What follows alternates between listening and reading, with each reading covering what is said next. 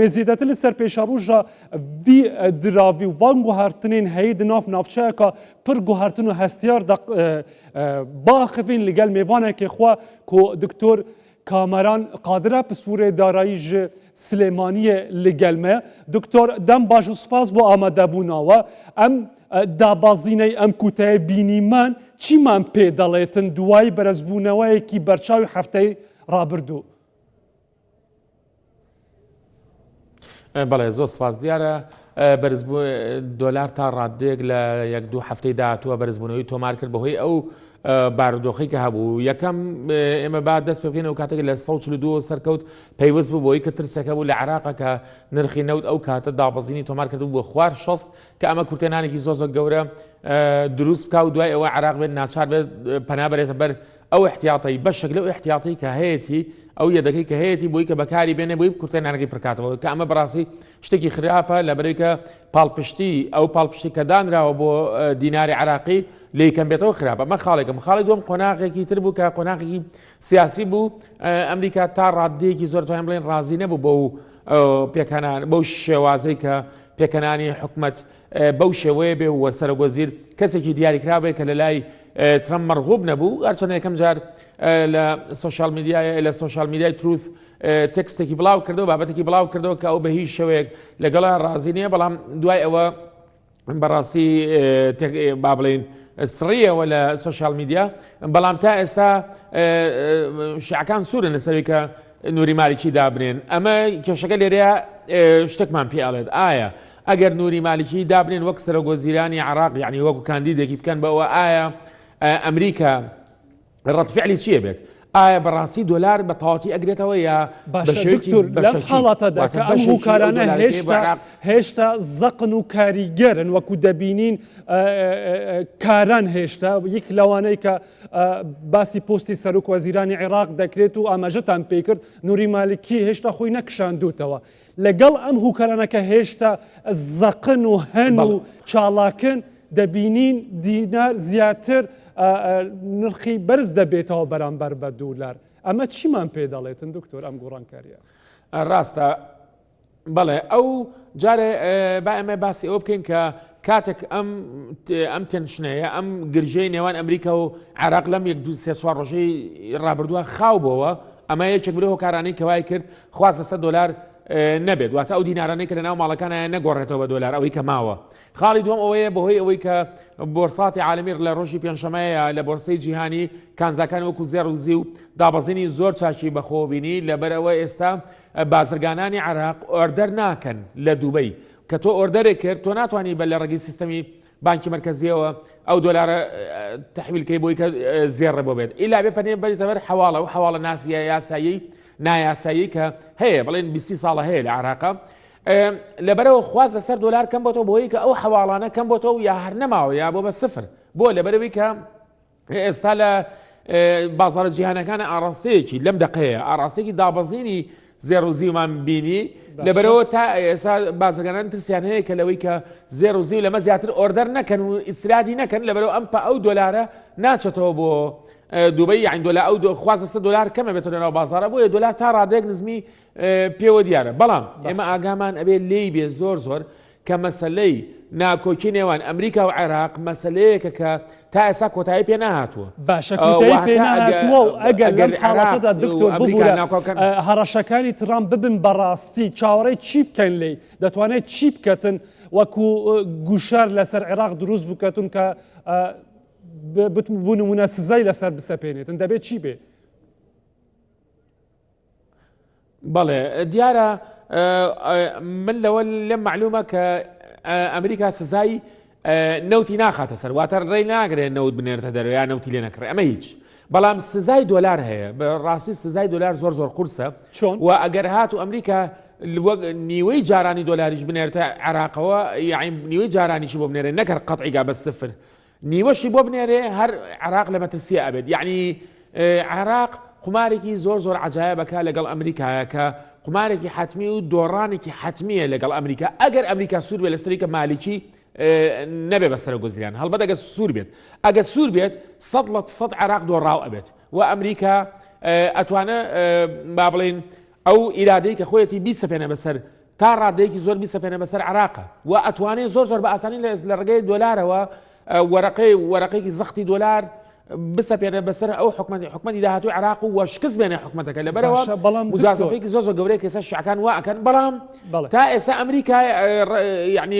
بە فۆرمەلی ینی بە شێوەیەکی ڕسمی ڕەتفعلێکی بە قوتی نەبووە تا یەک لای کاتەوە 100% ئێمە ئێستا نازانین ئەمریکا چیەکە ئایا لەگەڵ مالیکیە ڕێئەکەوێت مالکی ئەوەی کە ئەمریکا ئەڵێ مالکی جێبەجێ ئەکات ئێمە ئەم شتانە نازانین ئەگەر هات وانە بێت و جێبەجێ نەکات بەڕاستی زۆر زەحمە دەبێت بۆ عراق. باشە زەحمەتێکەکەی دەبێت چی بێتن وەگەر ڕەوشەکە وا بمێنێت دەبێت چاوەڕێی چی خراپیەکی دیکە بکەین بۆ عێراق دکتۆر بە تایبەت بۆ دینار کە بەسمان باسی دینار. طبعا ئەمریکا وەرەقەیەکی بەڵێ حتمما ئەمریکا چەند وەرەقەیەکی بەدەستەوەی بەس ئاسانترینیان وەرەقەی دۆلارە بەڕاستی وەرەقەی دۆلار ئەوەیە کە با بڵێن ئەو ڕێگەی کە بە دۆلار ئەتوانێت عراق بخیمچێنێت ئەگەر بیکە هەڵبەت ئەو کاتە بەڕاستی تا ڕادێکی زۆر گەورە دۆلار بەرزە بێتەوە ینی تۆ دۆلارە بۆ نەنێرە 4 ڕۆژ دۆلار نەنێرێ بەڕاستی کارەسات ڕۆیات ینی خەڵک پێی بزانەوە دۆلار نانێرێت و تەحویلاتی خارجی نەبێ ئەوە زۆر ینی زۆر زەحمە دەبێت بۆ عراق چونکە عراق هیچ وەسیلەیەکی دەستکەوتنی دۆلاری نیە ئیلا ناردنەوەی نەوتەکە و فرۆشتنی و ئەم دۆلارە چێتە ناو خەزانەی ئەمریکا و دوجار ئەم دۆلارە بووێتەوە بۆ عراق ئەگەر ئەمە ئەو دولارە بەشێکی زۆر لە ئابووریا شکستێنێتەوە عێراق بانکە نێوانگیریەکان ئەم ئیشە دەکەن ئەو دولارێکە پێویستە کە لە دەرەوەی عێراقا داهاتی نەوتە لە ڕێی بانکە نێوانگیریەکانەوە دەچێتەوە ناو مامەڵەکانی بازرگانە نێتەوە دەستی عێراقدا چون دەتوانێت کاریگەری لەسەر ئەوە دروست بکات. بەڵێ ڕاستە بەڵێ طبعا عێراق ئێمە کاتێکاڵینێتەوە بۆ عێراقی بە کاژ نایەتەوە بۆ عێراق بۆ نمونە بازرگانان ڕۆژانە بایی بۆ نمونە 100 ملیۆن دلار شتومەک لە دەرەوەی وڵاتەوە هێنن ئەمان بازرگانەکان لە ناوخۆی عێراق دینار تەسلیمەکەن لەوێ دۆلاریان بۆ تەحویلەکەن واتە ئەم دۆلاریشی عێراقە بەڵام حکومەتی ئەمریکا ترسێ ڕێ بگرێت لەو تەحویلاتە واتە دۆلارەکان بلۆک بکرێت حساباتی عێراق بلۆک بکرێت هەتا عراق شەرت و مەرجەکانی ئەمریکا جێبەجێکات قسەکە ئەوەیە نە قسەکە ئەوە کە دۆلارەکەیەوە بۆ عێراق باشە ئەگەر هاتوو تۆ دۆلارانە بلۆک کران حساباتی عراق بلۆک کرا ئەو کاتە بازرگانانی ناوخۆی عراق لە کوێ دۆلار بکڕن ئێخۆ ناتوانن دۆلاریان دەستکەوێت لە ڕێگەی ئەو حواڵە نێو دەوڵەتیانەوە ئەبێ بێنەوەی کوێ ئەبێ بێنەوە ناو بازاری خۆمان کێنەوە ناو بازاری لۆکاڵی بڵێن مەحەلی لەوێ خوازە 100 دلار زۆرە بێت لەویایە دۆلارەکە بەرزە بێتەوە پێتان وایە ڕاستە ئێستاش دۆلار لە سانەوەی ببوورە دکتۆر پێتان وایە جا ئەمریکا ئەمە لەگەڵ عێراق بکات کە قەت نەی کردووە دەست بوو دولارەکەی بباتن و لەسەری ببڕێتەوە من ئەوەی کە ئەیزانم تا ئێستا ئەمریکا نەگەشتەوە قەنەعەتی ئەو شتە لەگەڵ عراقەکە لەبەرێک کە عراق ئەوێ عراق دروست بکاتەوە بەڕاستی نایەوێ عراق بڕوقێت چکە عراق بەرگەی ئەم گەمار و ئابووریانە ناگرێت ئەو دۆلار بلۆککردن و تەحویلاتوان بەرگەی ئەوانە ناگرێت ئەمە وەک سیناریۆیەک باسەکرێت ئەگەر هاتوو ئەمریکا ئەوە بکە ئەگەر نە عراق بەرگەی ئەوواگرێت ئەمریکاش پێچێت ئەوەی بێ لەگەڵ عراق چونکە ئەوە یعنی ڕوخانی عراق یعنی وەکو دەوڵەت ڕوخانی دەوڵەتی عراق چونکە لەبەرەوەی کە ئابوورەکەی تەدمیر بوو خەڵکی عراق و بە کوردستانیشەوە تحملی ئەو زەختە زۆرە ناکەن ئەمە وەک ئێران نییە یا وەک وڵاتانی تر تحملکە عراق تحملی ئەو شتانە ناکەن لەبەرەوە تا ئەم دقەیە ئەمریکا زەختێکی وای نەکردووە بەڵام لە داهاتووە ئەگەر بێت بیەوێ بیکە بەڕاستی ئەوە عراق تەدمیرەکات بەڵام ئێمە تەمان من هیوادارم لەوەی کە ئەمریکا ئەوە نەکات هیوادارم گەنە ینی نقطەیەکی هاوبەش ینی نقطەیەکی تەوازن کە لە نێوان هەردووکیان نابێت بۆی کە بگەنە ڕێکەوتنێک بەڵام ئەوەی کە جێی تێبینی ئەوەیە ئیتاری تەنسیقی سوورە لەسەرێکە مالی بکەن باشە ئەم سووربوون لەسەریە پاڵپش بەچی پشتیان بەچی بەستووە ئاوە ئەوان ناترسنەوەی کە مەترسیی گەورەیە لە دۆلار ئیلا ئەبێ شتێک هەبێت لە پشتەوە کە ئێمە نەیزانین. باشە دکتۆر ئەوەندەی کە قسەممان کرد لەم چەند خولەکەدا گوڕانکاری دیکە بە نرخی دینار بەرامبەر بە دولار دەبینین ئەوەی لەسەر شاشەی کوردستان 24 نرخی زیندی بازارەکانی هەولێرە 100 دلار ئێستا بەرامبەر بە 148100 دینار دەکردڕێتن و 148400 دینار دەفروشرێتن. لەم حاڵەتەدا ئێوە پێشبینی چه ئاستەک دەکەن لە مەودەی نزیک لە ناو ئەم شڵەژانە و ناکوکیانەی کە لە ناوچەکە و لە عێراقدا هەن؟ بەڵێ هەتا ئەو دقەی کە ئەمریکا ڕێئەگرێت لە دۆلار هەتا ئەو دقەیە دۆلار زۆر بەرز نابێتەوە بەس کە لەگەڵ ڕێگرت ئەو کاتە بەڕاستی دۆلار زۆر بەرز بێتەوە پێشبینی ناکرێت جارێ ڕێ بگرێت جارێ هەر مناقەشە ئەکەن و جارێ لە گفتوگویەکی چڕ و پڕان ئەجا ئەگە بگەنە نەتیجەیەک کە تەوازن لە نێوان عێراق و ئەمریکا بێت ئەوە کاتە باشە بەڵام ئێستا ئێمە بیرمان نەچێت جارە ئەمریکا عوازی لە عێراقی ناوە جارە تەرکیز لەسەر ئێرانە بابزانین ئەمریکا لەگەڵ ئێرانە تاکوێ ئێبا ئەنجا دواییەتەوە سەر عێراق بەڕاستی چکە ئەو نایەوێت تەرکیزی تێکچە لەسەر هەموو بابەتەکان بابزانین تەرکیزی چکە عێراق پاریوکی بەسیتە بۆ ئەمریکا بەس ئێران هەروە ئاسان نییە لەبەرەوە جارێ عێراق لەژێر دەستیایەتی یعنی هەچ کاتێ بێوێت ئەتوانێت یاری بە معادلەکان بکات لە ڕێگەی وەرەقەی چیەوە لە ڕێگەی وەرەقەی دۆلارەوە واتە لە ڕێگەی ئەو دەواتی کە بەدەستێتی کە دژی عێراق بەکاری بێنن چونکە ئەزانێ عێراق بەڕاستی ئابوووریەکەی زۆر فشەڵا و ئابووریەکی زۆر وێرانی هەیە و بەرگەی تەنانەت 4 ڕۆژی ڕێگرتنی دۆلار ناگرێت لەم جێگیریەدا زۆر جار باسی یەکێک لە هوکارەکانی دیکەی دەکرێتن کە گوشای لەسەر نرخی دینار دروست کردووە باسی خەڵکی دەکرێتن خەڵکی مەبەسمە ئەو مامەڵەکارانی کە ئیشی خۆیان دراوەکەنە خەڵکی دیکە دەچێت بە تەمای ئەوە بێتن بۆ ئەوەی سوود لە ئەم جوڵایە ببینێتن سوودێک لە دیناری خۆی دەکات بە دولاری خۆی دەکات بە دینار بە پێچوانەوە هەریەک و بە بچوون و بیرکردنەوە و ئەو پێشبینانەی کە دەبینێتن دەکاتن پێتان وایە خەڵک لەم حاڵەتەدا چی بکات ئەمە دروستە ئەوی کە لە بازاڕەکاندا دەکرێتن خەڵک هەر هەیە گەورەتر لە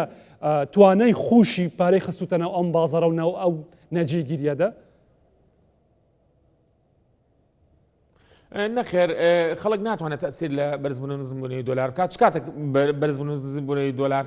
تەسیری تێکرێت کاتێکە بانکی مرکزی دۆلاری پێنەمێنێت یا دۆلاری کەم خاتە بازارەوە یا دۆلار بۆ حواڵەتچیەکان یا بۆ ئەو کەسانی کە با بڵێن بازرگانی ئەەکەن لەو حاڵەتانەیە بەڕاستی کێشەی دۆلاری بێ یعنی ئەو یاریکردنە بە بازار 1000 یا 2000 ئەویش 2 ڕۆژ تەحملەکە یا ڕۆژە تەحملەکەن دوایە و یەتەوە شوێنی خۆی ئەگەر بانکی مرکزی دۆلاری زۆر بخاتە بازارەوە دیارەمە بەسمان بە حواڵەیە واتە دۆلار دابین کە بۆ بازرگانەکان پێویست نەکا بێنە ناو بازارەوە پارە حواڵەکەن بە ڕێگەی حواڵی ناقانونی ئەو کاتە بەڕاستی دۆلار لە ئاسێکی نزمامێنێتەوە بەڵام ئەگەر هاتوو خەلەلەکە لە بانکی مرکزی بوو نەیتوانی بە پێویست دۆلار بە بازرگانەکان ئەو کاتە بەڕاستی دۆلار بەرزەبێتەوە و پێم وانە خەڵک بتوانێت کاریگەری لەسەر دۆلار هەبێت چونکە لەبەری بۆچین و جیاواز هەیە بەشێکیانەیە ئەڵێ دابەزە بەشیانەیە بەرزەبێتەوەواتە بازار تاواز نەبێتەوە. زۆر سپاس دکتۆر کاماران قادر پسپورێ داراییژ سلێمانی لەگەڵمە بوون ماندوو نەبن.